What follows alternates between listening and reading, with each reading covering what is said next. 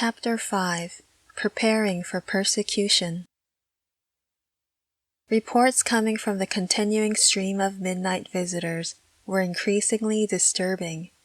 As the fires of war burned brightly, the Japanese were jerking young men from every household, forcing them to the battlefields. Complaining parents were dragged off to jail charged with treacherous thoughts. Women and children lived in constant fear that their husbands and fathers might be taken next. Increasing military activity brought a corresponding increase in forced worship at the Japanese shrines that were springing up everywhere. Every pupil from kindergarten through high school was forced to buy a charm of the Japanese shrine and take it home. "You are to paste it in the most important room in the house," they were told, "and worship it morning and evening." Our Christian visitors spoke in awe and horror of the terrible torture which faithful pastors were going through for their faith. They were hung upside down, while boiling water mixed with hot peppers were forced through their noses into their stomachs. When their bellies would hold no more, they were dropped on their heads on the cement floor to be kicked and walked on by their tormentors. And when the water had come out of their nostrils, mouths, and rectums, the ugly process was repeated. Men were whipped until the leather lashes ripped skin and flesh and broke bones. Hands were placed on wooden boards and whipped until they became useless masses of flesh. Bamboo needles were forced beneath finger and toenails, causing pain that cannot even be imagined, and glass bottles were used as clubs until they broke, slashing faces and skulls, and driving bloody slivers of glass deep into features that no longer looked human. "In the end they go mad," our informants whispered. "Terrible things go on behind the bars." I felt faint to think of what would happen to me. How long will I be able to endure? I kept asking myself. I knew it would be impossible for me to keep my faith in my own power. God would have to work through me if I was to stand firm. I decided to fast. Many times I had fasted for 3 days without difficulty. Now, however, I was determined to go without food and drink while I prayed for a week. After 3 days, I had trouble breathing. On the 6th and 7th day, my lips were dry and my chest was in an iron vice, causing me to fight to breathe. Everything around me was blurred and dim, and my nerves were as taut and twisted as so many strands of rope.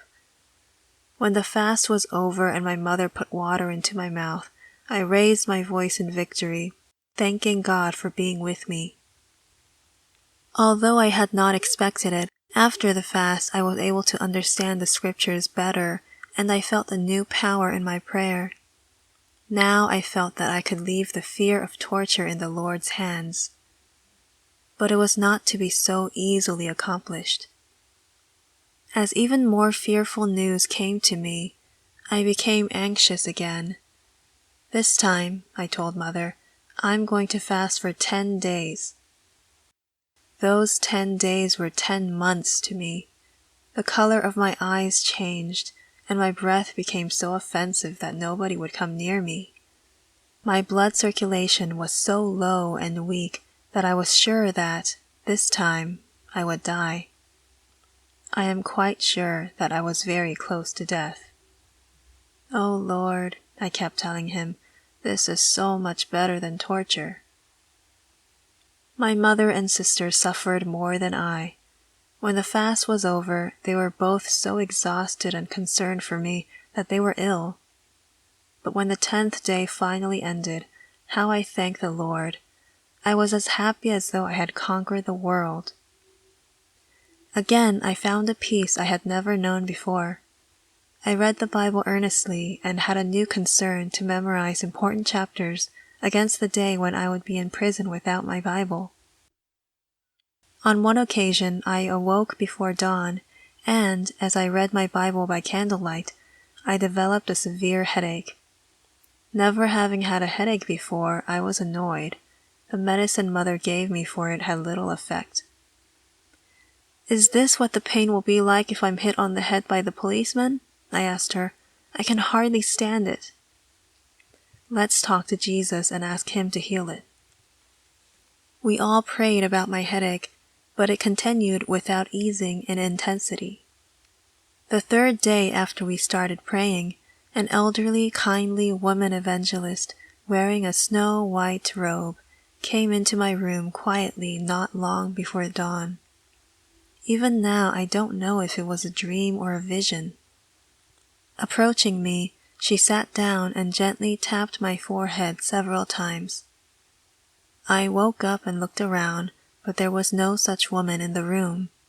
Only my mother was there, kneeling near me, praying. I was free from the headache, and my heart was greatly uplifted. Wouldn't Jesus, who healed the terrible pain in my head, do the same when I was tortured? He may not even allow the Japanese to torture me, I thought. Like my fasting experiences, the headache helped me to have strength and hope. When I shared my experience with the other believers who had come down from the mountain and the caves, they told me how the Lord had been helping them, almost daily, in the same miraculous way. For the first time in my life, I wished I were a man, so I could also hide in a mountain or a cave, drinking the dew and snow, and eating roots of grass and the bark of trees, and finally dying there.